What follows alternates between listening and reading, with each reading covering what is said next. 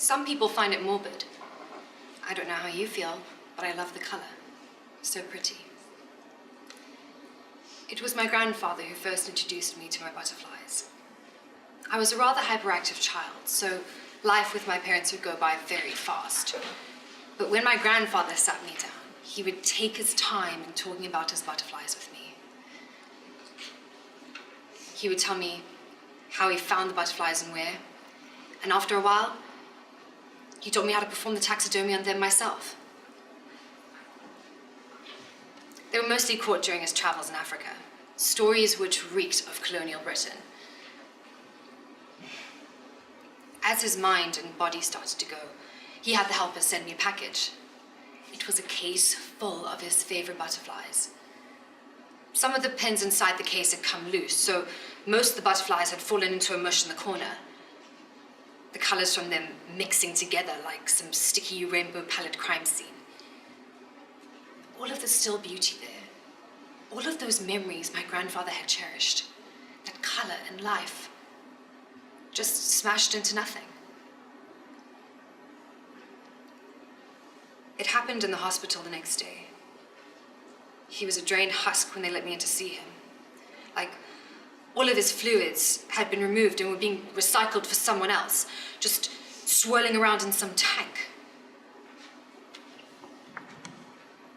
I was young when he died, so I tried to bury my grief in the flesh of others. It didn't work. It was empty, just scuffling and grabbing and lip noises. And when it was done, when I was finished, none of it had power over me anymore. I became very aware of my own body, how weak I felt, the veins visible under my skin like a baby fish. I began to focus my energy into my work instead. Pinning the butterfly to a board proved more fulfilling. So too did gently parting the wings with my tweezers. Running my hand down wax paper felt softer and warmer than any sweat-glistened thigh. Neither the flesh nor my work would ever beat the stories my grandfather would tell me, though. They were tales of minds, the kind full of rubies and pearls. Stories of red tendons straining and snapping.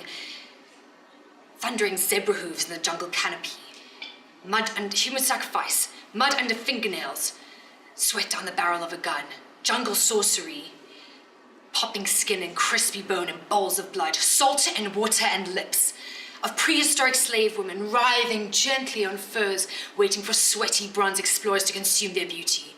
Warlords, their manhoods pressing against torn feathered tunics. Raven-haired she-women grasping girls by the hair, taunting the feeble, undiscovered sex.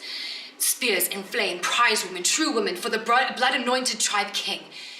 And blonde and brown-haired scores of screaming girls for the warriors. Dreams of England in the African heat, dreams of England in the African shadow.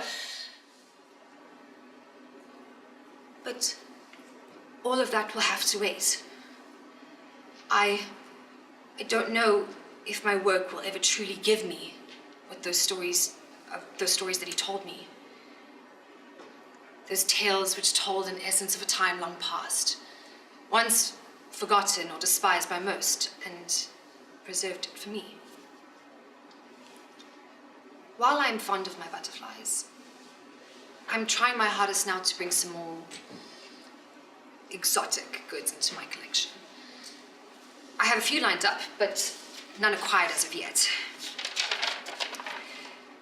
This one could swiftly become the new inaugural piece from a new collection. Only 4'9", so it wouldn't be hard to find a case. The little freckles truly crackle against the pale neck and red hair. Some find it morbid. I don't know how you feel, but I love the color. So pretty.